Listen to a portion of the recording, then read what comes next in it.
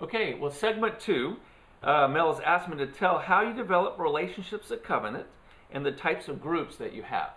So I think first and foremost, to be able to describe the system to people, I started meeting with all kinds of people and trying to describe the system. So first and foremost on the system is that it runs on semesters. So there's a beginning and an end. Everybody knows when it begins, everyone knows when it ends. And so they make a commitment, say, for 12 weeks or 13 weeks, however long this semester is. So the result of the semester, too, though, is makes it easy in and easy out for people. People need to know that when they get into a group, it's not a lifetime sentence. They need to know they can get out of the group. So when the semester is over, people can step out of the group without any questions asked. They can go on and move on to something that's of interest to them. The problem when some group systems, groups just keep going on, is that groups have a life cycle.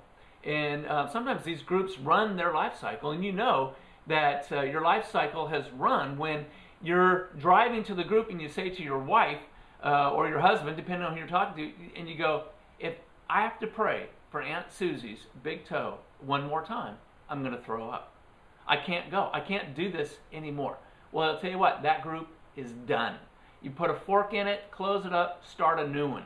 You can't even multiply that group. You can't even, that group is done. The principle, easy in, easy out. People need to be able to get to the end of the semester and step out if they want to. Now, what happened, what I learned at New Life and what has happened here is once a core group gets together, they stay together. But because you start every semester new people are added and some people step out. And so what happens is every semester creates a new life cycle for every group as they add someone new and someone steps out. You've got to create a new life cycle. So easy in, easy out is a crucial. People need to know that they can step out without hurting other people's feelings. So semesters are important, easy in, easy out. People leading out of passion is vitally important. The problem is that some pastors are afraid of that because they're afraid of what's going to be taught or what's going to happen. And at New Life, over the 8 years that New Life had done free market, I think they only had to shut down 2 groups. Here, we've only had to shut down 1 group over the last 4 years. I'll take my chances on that. I think what's really important, another principle that's really important to me, is that if you are going to launch a small group system in your church, that the senior pastor is on board. He is not only on board that, yes, we want to do that, but that he supports it with his time, energy. He'll support from the pulpit. He'll give illustrations and stories about groups.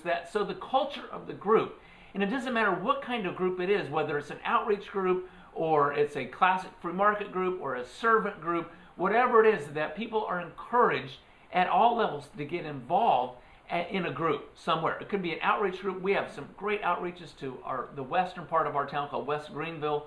We call it the Redemption Zone. We're trying to go in and change lives one at a time. Those are great groups for people to be involved in.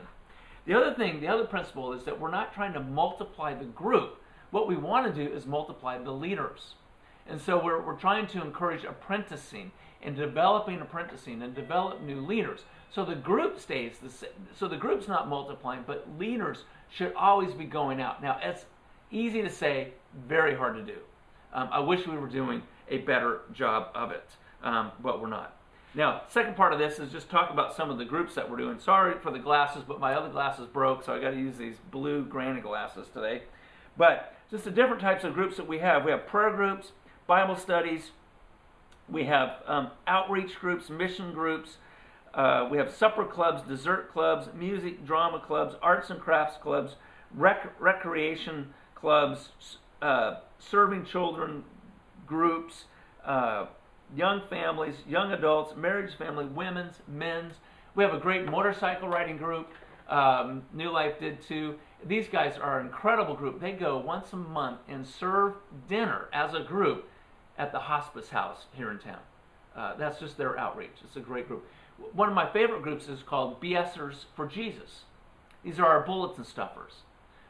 6, 7 ladies show up every Friday. It takes about 20 minutes to stuff the bulletin. Then they close the door and then they start ministering and praying for each other.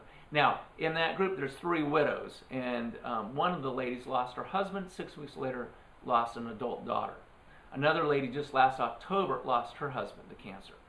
So it's an incredible group. But who knew that stuffing bulletins could make an incredible group? This group is powerful. If you need prayer, those are the ladies you want to go to be prayed for. So this concludes the second segment. On to the third one.